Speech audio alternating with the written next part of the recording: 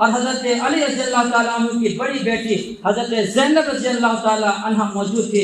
انہوں نے کہا ظالموں تم نے میرے بھائی کو شہید کیا اور پھر تم نے اس سے بھی آگے یہ کہ اس کے گلے کو بھی کاٹ دیا, سر کو الگ کر دیے ہو. انہوں نے پھر تاریخ میں جملہ کہا جو آج بھی وہ جملہ گونج رہا ہے. حضرت زینب رضی اللہ تعالیٰ عنہ نے آسمان کی طرف انگلی اٹھا کر کے یہ بات کہی, تو نے میرا بھائی حافظ تھا, تو نے حافظ کو شہید کیا.